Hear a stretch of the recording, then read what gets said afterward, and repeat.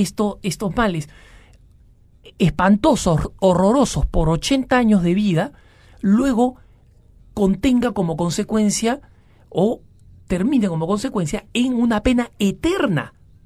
Y además, como es el infierno tiene dos características.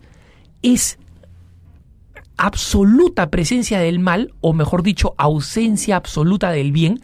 No hay ningún consuelo, ninguna compañía, ninguna esperanza, nada que alivie el dolor, absolutamente nada, ¿no? Y por otro lado, es eterna, es para toda la existencia, no tiene fin.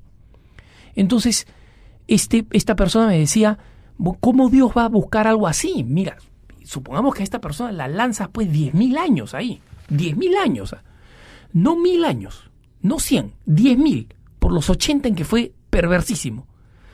Ya pues después de 10.000 años ya pagó sobradamente todo lo malo que haya podido hacer. ¿Cuánto mal se puede hacer en una vida? ¿No? Y esa es una lógica cierta, pero es humana. C.S. Lewis, este famoso autor británico cristiano, que no era católico, pero que sus obras ayudaron a muchas personas a seguir el camino del catolicismo, decía, si yo pudiera eliminar una doctrina del cristianismo, la primera que eliminaría es la de la condena eterna. Es la primera que eliminaría. Y yo diría lo mismo que C.S. Lewis. Si yo pudiera eliminar alguna doctrina, la primera que eliminaría es la de la condenación eterna, por supuesto. Pero C.S. Lewis dice, sin embargo, es tremendamente lógica dentro de la lógica divina, no de la lógica humana. ¿Por qué? Porque la persona que sabe que tiene un alma trascendente, que sabe que tiene un alma eterna, y prácticamente todas las religiones reconocen, hasta el New Age, que ni siquiera es una religión, es una pseudo religión, reconoce que el alma es eterna, que el alma va a seguir después de esta vida, que en esta vida no se acaban las cosas. En consecuencia, todos sabemos que las medidas que tomamos acá tienen consecuencias definitivas. Aunque nuestros actos sean temporales, aunque nuestros actos estén limitados a esta existencia, son una opción. Como la persona que dice, quiero ir a esta ciudad. Y le dicen, muy bien, a esta ciudad se va por la cuesta, por el camino empinado hacia arriba. Y dice, bueno, pero yo no quiero ir por un camino empinado, quiero ir por un camino de bajada.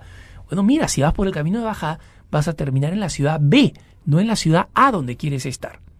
Entonces esa persona tiene que tomar una decisión, sabiendo que el camino que recorra no es inconsecuente. Eso va a determinar cuál es el destino al que llega.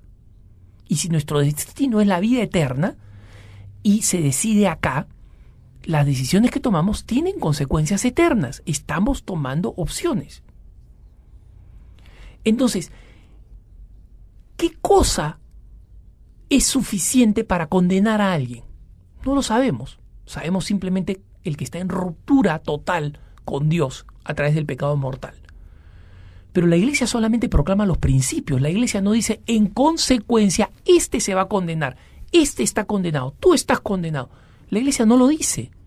Nadie sabe quién está condenado o no, porque eso lo va a juzgar Dios, que conoce lo íntimo de los corazones.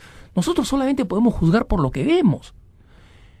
Y tal vez uno de los hombres más perversos que me vienen a la imaginación, que son aquellos que se dedican a la prostitución de menores, ¿no? Es decir, ni siquiera son los pedófilos, que ya son de suyo suficientemente despreciables.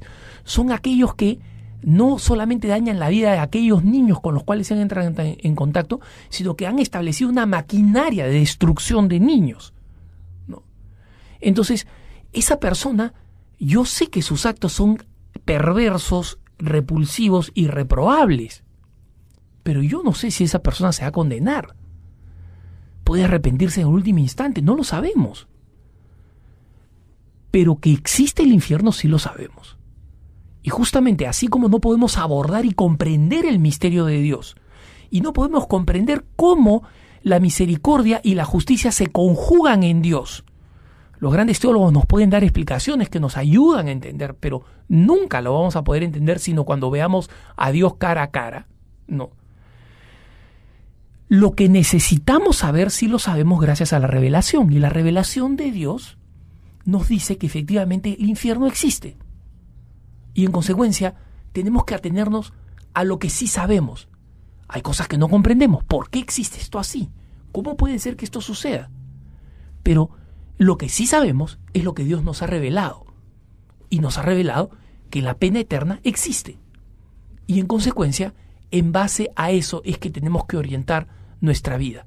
Y por supuesto, a través de el mayor acercamiento a Dios, lo vamos a ir conociendo cada vez más.